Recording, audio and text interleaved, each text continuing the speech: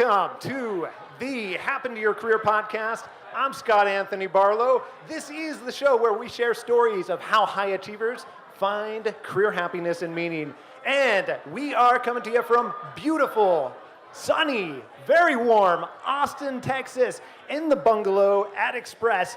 But that is not at all. That is not all we have going on here. I have a guest with me, very special guest today. She is the senior editor for New York Magazine's The Cut. And in 2014, she helped start nymegs.com, uber popular social science site called The Science of Us. You've probably heard of it. Woo!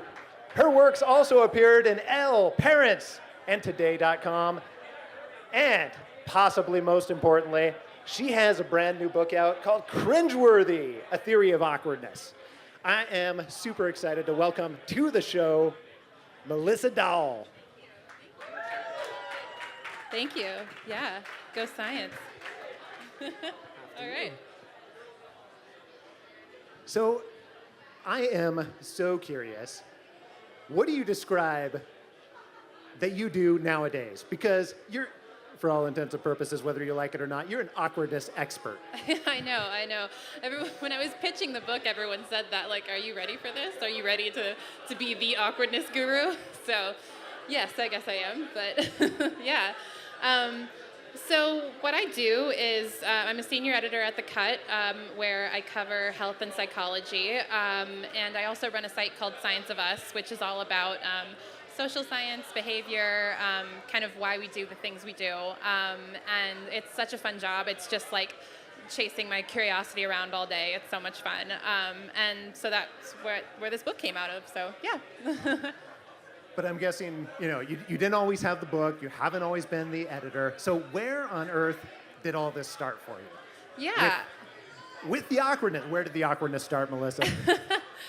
Well, I think if I could armchair psychology myself, my family moved around a lot when I was a kid. We moved every year and a half. So, every young person is hyper attuned to social norms and, what makes something cool in one place and what makes something not cool in your school. We're all paying desperate attention to that. But my kind of theory about why I got so interested in awkwardness is I had to relearn that over and over and over again, the social norms, the social cues, and, made some mistakes because I was following the last schools, following a trend that was really cool in southern Louisiana that wasn't cool in Northern California. Or when I left Northern California, I still said hella a lot, and nobody says hella outside of Northern California. Wait a minute, nobody says hella anymore? I hella want to bring it back. Lady Bird brought it back, I'm bringing it back. So I think that I became really attuned to moments that deviate from the norm, moments that make you stand out, moments that make you feel awkward. And so I think that's where my obsession kind of came from, that, maybe I also became a little too good at causing those moments too, so. A little too good. Well, that's what we get to talk about, as it turns out. I am really interested, and we're going to talk about the book. We're going to dive into a whole bunch of awkwardness, to put it mildly. But I'm curious, where and how did you end up in this world of editing and now a first-time author? Yeah, it's a really niche field, mine. I'm a health journalist, but I specifically cover psychology, which is really, there aren't a lot of us. I think we all kind of know each other. And I guess how I got started was I wanted to do journalism. I am old enough where I graduated college and newspapers still kind of seemed like an option. So I've always been interested in why people do the things they do. And so I started in just kind of general reporter, general assignment, and then I moved on to the health writing when I went to MSNBC.com, and I was on the health section for many years. But specifically, I found that I was always really drawn to behavior, and not why. Health is mostly about why your body reacts a certain way, why your body gets sick or whatever. But I was more interested in questions why do you cringe at the sound of your own voice on a recording? Why do you cringe at your sound of your own voice on the recording? It's actually a fascinating answer. I did a piece on this for Science of Us that kind of ended up sort of inspiring the book. It's such a common thing to say that, right? Like your own voice makes you cringe. I've even talked to people in promoting this book. I've talked to people who do radio shows or podcasts who are like, I can't listen to my own voice, which I think is so funny. So there's an interesting physiological answer. Typically when I'm not talking into a mic, I hear my own voice through the air and through the bones of my own skull. And bone conduction transmits sound at a lower frequency than air conduction. So that's why, like, it's really common for people to say, oh, my voice sounds so much higher than I thought it was. I sound like a teenager. I sound like a chipmunk. So that explains why it sounds different, but that doesn't really answer why it makes us cringe. And so that kind of gets us to my, like, cringe theory, which is I think that the moments that make us cringe are when the kind of self you think you're presenting to the world kind of clashes with the self people are actually seeing. And when those two things don't match, I think those are the moments when we say, oh, that makes me cringe. So yeah, that's So what are some examples of those moments?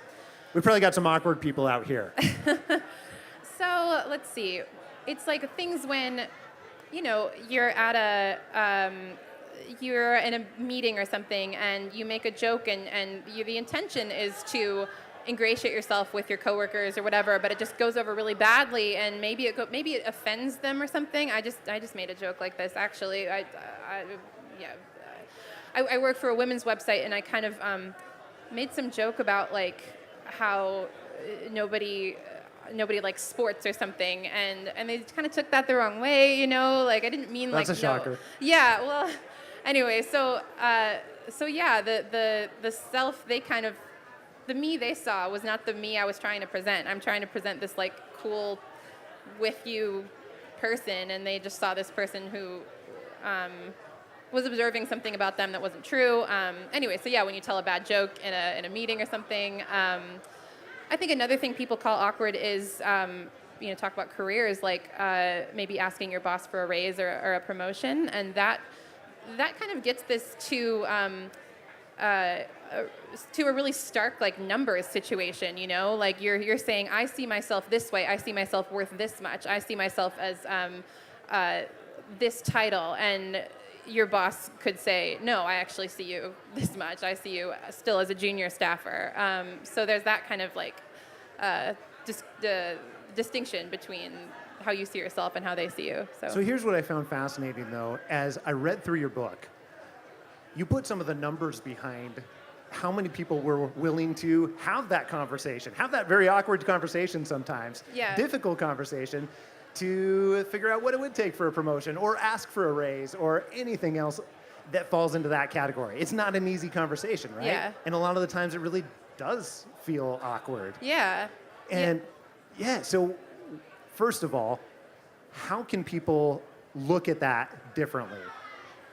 So I think that a lot of the things that we call awkward are things that feel uncertain or make us feel self-conscious. And people don't like unpredictability. We don't like uncertainty. That's been shown in decades worth of scientific research dating back to the 1960s. But you can learn to withstand it. There's this cool research that shows that says it's this new way of thinking about emotions, and it says that the way you conceptualize a feeling actually changes the way you feel it. And so I started to think about that with these situations we call awkward. Maybe one way to look at it is it's kind of an opportunity. Sometimes, not always, but sometimes maybe it's because you're feeling uncertain of how it'll go and you don't want to take that risk. Maybe you can start to think of it as that's an opportunity. That's not something to avoid. Or if these are moments that are showing you the gap between who you think you are and how other people see you, maybe it can be an opportunity to become that person you think you are or you would like to be. Well, let me ask you about that.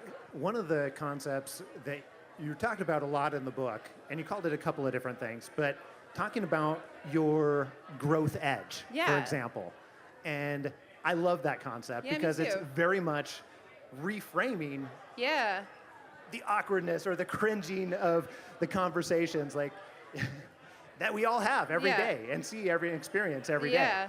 So tell us a little bit about what the growth edge is, first of all. Yeah, so okay, so while I was studying awkwardness for the last couple years, I started, and the word cringeworthy, I started to kind of track how we use it. And typically we use it in situations, or we think about it, when you hear the word awkward or cringeworthy, you think about things like, oh, I spilled coffee on myself, or oh, I made a dumb joke in a meeting, or something like that. But that's not always the way we use it. It's become like this catch-all term, awkward, for like anything that makes us vaguely uncomfortable, whether it's like trivial or super serious. I mean, while I was writing this book, I saw a headline on the New York Times homepage that said, "Why we're awkward," and I was like, "Oh, I'll click on that." And the answer turned out to be, it was a video about racial bias, which I was not expecting. So I think if it's true that these moments show you the distance between who you think you are and how other people are seeing you, the idea of the growing edge is thinking of these moments as a time to self-reflect and think about, we tell kids like it doesn't matter what other people think of you. And that's true to an extent, but it can also be really... But in reality. Well, it's true to an extent. It is. You shouldn't like just always judge yourself by how other people understand you, but there are times when it's valuable to take in how other people see you. I had lunch with my cousin earlier today, and I had a big taco, and I got a bunch of kale or something in my teeth, and she was like, "Oh, hey, you better address that before you go to your panel thing." And I couldn't see it. Fortunately, you got it right. Yes, I think I did, but I couldn't see it. And to me, that's like kind of an example of what I mean by this. That it does make me feel uncomfortable and kind of awkward to be like, "Oh, like I'm such an idiot. I have this stuff in my teeth." But I wouldn't have known about it if someone didn't point it out, and I'm so glad somebody pointed it out. So some of these moments can be moments you can use to improve. So, one of the things that I found really interesting too is you talked about how it's really one thing to believe in the power of awkward conversations, but it's an entirely different thing to initiate them. And first of all, a little bit of the backstory for those who haven't read the book yet. Those people who are willing to have awkward conversations, it seems like, build up a tolerance, and those people can potentially have more success in some ways when you're, I don't know if the right word is less afraid, I more think it willing could to be. have Yeah. those conversations. There's this woman I interviewed for the book. Her name's Allison Green, and she runs the website Ask a Manager, and she is basically an advice columnist for awkward workplace issues. And she's kind of become a friend, actually, through I interviewed her multiple times for the book. And so much of her advice, people will ask her just all kinds of outlandish things. Like somebody emailed her and asked her, one of my coworkers keeps putting spells on other coworkers, like she's thinks she's a witch and keeps putting spells on other people. Bet a nickel for every time that yeah. one. So there's outlandish ones, but there's also these kind of quieter moments of awkwardness too, where a friend at work keeps asking me to go to lunch, and I don't like them in that way. I don't want to become actual friends with them. Don't want to be a lunch buddy. Yeah, or I got promoted and my boss didn't tell anybody. How do I? Oh. Yeah. That is kind of the ultimate epitome of awkwardness in some ways. Yeah, and so talk about awkward conversations. I realized I'm a big fan of her site, and she's answered thousands of questions over the years, and almost every single question can be boiled down to the same advice, which is you have to have the awkward conversation. You have to talk to them. You either have to have the awkward conversation or you have to live with the thing that's bothering you, is what she told me. And she told me, actually, sometimes she checks back on people, and a lot of times they don't take her advice. They just left the job. So it's something that is hard to do. It's hard to do. So. Okay, so let me ask you about that then. We know that it's worthwhile to have awkward conversations. It's difficult to have awkward conversations. So what can people listening actually do in order to get better at having those crazy, awkward conversations? Yeah, so there are two things here that there isn't a ton of research. I mean, I'm a science journalist, so I kind of like to have this stuff backed by a ton of good evidence. There isn't a ton of research on this, but there is some. And what little there is has suggested that there are two things that help. One is perspective taking, which is kind of a fancy word for empathy, kind of just kind of putting yourself in the other person's shoes and trying to imagine like how they might be feeling, and just remembering it's not all about you. Whoa. Are you sure? If it's in the context of work or something, and maybe you're having a awkward conversation because you want a raise or something, think about it from your boss's point of view. Don't think about it from your point of view. So don't frame it as it's because cost of living in New York or wherever you live has gotten insane. Frame it as like, well, this is what I bring to the company. This is, this is why this makes sense for you to give this to me. So perspective taking is one, and the other one is called active processing, which is another kind of fancy term for the kind of like cooler, rational side of a conversation. So I've seen people online and stuff kind of promote like so-called awkward conversations, meaning like you got to get up into somebody's face and you've got to like, you just got to make it awkward and tell them they're wrong or whatever. But that's actually not going to be that effective. Where you can actually change someone's mind or have a useful conversation is to stick with that like cooler side. And there are ways to do that too. But well, I mean, as I think about the types of awkward conversations that we probably should have, but we don't want to have, there's a whole range of them at work, right? Like you talked about earlier where you said, hey, your boss promoted you, but then tell anybody. That's a real story that happened to me. Oh, seriously? Yeah. I totally did not see that. I don't think I put that in the book. And how did that go? It was ridiculous. It was ridiculous. Yeah, I got like a secret promotion. Like I got promoted, and then they didn't tell anybody for like 9 months. And this was like before I went through my like awkward project or whatever. And I just was too scared to like have that conversation and ask about it. But it created more awkwardness for me because I kept having to like invite myself to meetings, or like people would ask me like, oh, don't you have to check this with so and so? And no, I don't. I'm, I am so-and-so. Yeah. So, work is a weird place, man. Did you end up having the conversation? Yeah. Yes. 9 months later? Yes, it took. I mean, I sent a couple emails, and it finally happened. But yeah, it was weird. I found it really interesting about the concept of building up a tolerance to awkward conversations. Yeah. And I feel like if you take comedians as an example, comedians, they have a great tolerance to awkwardness. But non-comedians, normal everyday people, don't necessarily have that tolerance where they're having those really awkward moments all the time and practicing it in some way. Yeah.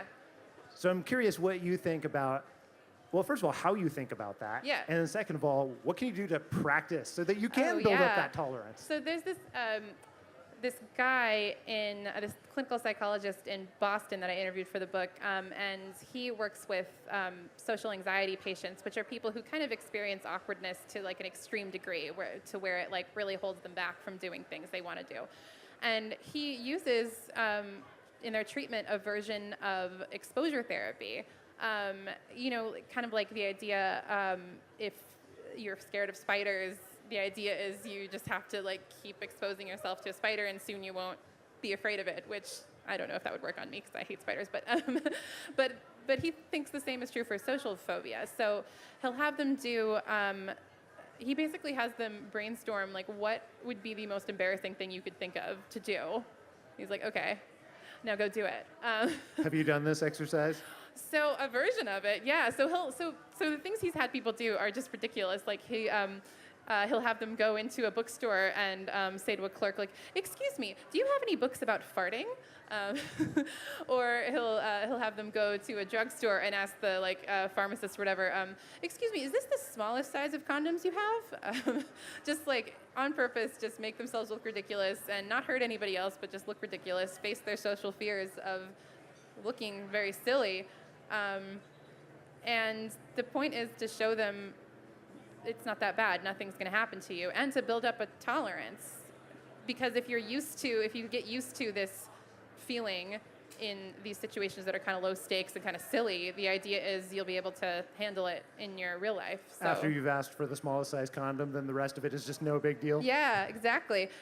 This is sort of a tangent, but there's a theory that that's how they think dreams work, that's why we have nightmares, it's kind of like nighttime exposure therapy. That that it's like something that you're afraid of in real life, and that maybe the point is you face it in your dreams and then you get better at it facing it in real life. So yeah. Well, I've certainly seen a lot of this too. I mean, I remember a time with my first business. It was a painting business. This was a really long time ago, and I remember having this person who was having a terrible experience with my cruise, and I showed up to their house, and the guy had apparently just lost his front teeth in a biking accident, so he's still wearing his biking shorts, and he's yelling at me with no teeth, just as much as it possibly can, and I didn't know what to do. Yeah. And after you go through something like that, like other things maybe aren't as big deal after you have a guy in bike shorts yell at you with no teeth. Yeah, I have not had that situation happen, but haven't had that one. No, but yeah, this guy's named Stefan Hoffman. He claims he's published like peer-reviewed papers on this, and he claims a like 80% success rate. So the idea is, just kind of putting yourself in uncomfortable situations. If you're kind of sensitive to this feeling, which I am, it's always kind of driven me insane. But the idea is starting small, and and then you can work your way up. So yeah. Okay, so let me ask you one more question here. And if you're kind of in the place where you were, before you started, I mean, we just had this conversation before we walked on and everything like that. Like, you used to be afraid of public speaking. Oh, yeah. Right? Yeah. And now you're sitting up here and speaking publicly. Yeah. So what would you advise those people who do have this very intense fear of moving forward with those types of normally awkward conversations? What would you advise them to do? Yeah, there are so many things that I have just ripped off from my own book that I just apply to my own life, which I guess is good.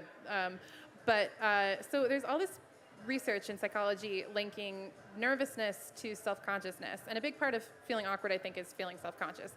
And there's all this research showing that the two things are linked, and self-consciousness triggers nervousness triggers self-consciousness, and they kind of just exacerbate each other round and round. I called it the awkwardness vortex in my book. And it's the kind of thing where, like, you're going into a job interview or something, and all of a sudden you're like, wait, I forget how chairs work. Like, what am I supposed to do with my hands? I mean, I just did this at my boss's office the other day. She has this big, couch thing, and I sat down and I kind of put the, pillow like this, and then I was like, wait, is that weird? Is this weird? Is this a weird thing to do? And just couldn't fixate, focus on anything but I'm holding this pillow. Is that weird?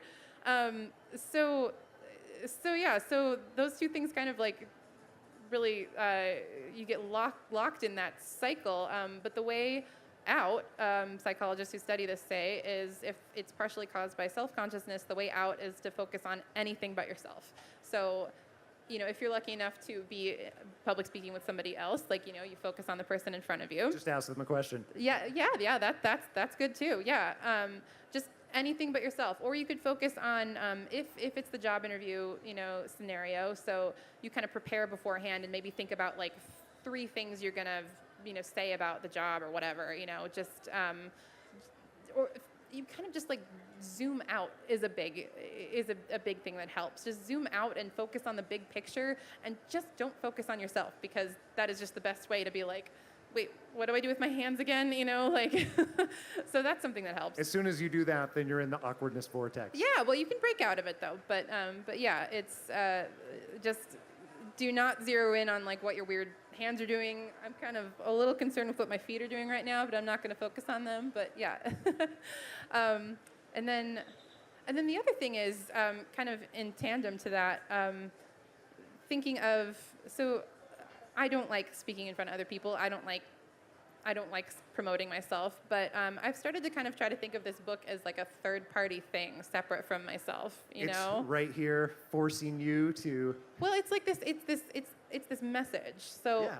it's not me I'm trying to promote. It's that I found some things that I think will really help people. So I'm just the conduit for that. You know, and so when I do speak and when I do events and when I do interviews and stuff, I just try to focus on, you know, getting the message across as clearly as I can. So hopefully, if you are someone who is plagued by self-consciousness and you feel that way at work sometimes, hopefully you like your work and you can kind of just zoom out and think about like, okay, but what am I trying to get across here? And that helps me, so.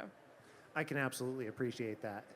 And I would say that having read the book, if you're in the situation where you're finding it more frequently very, very awkward, or if you're in the situation where you're finding it to be a challenge for you to have these types of conversations that you know that you should have, and you're not having them, or you're not doing the things that you need to do, this book absolutely will help. So I appreciate you writing an amazing book. Yeah. 2, I appreciate you flying to Austin, Texas to be able to have this conversation in the first place. Yeah.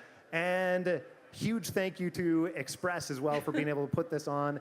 And I've had so much fun getting to meet you and being able to learn how to be less awkward, as it turns out.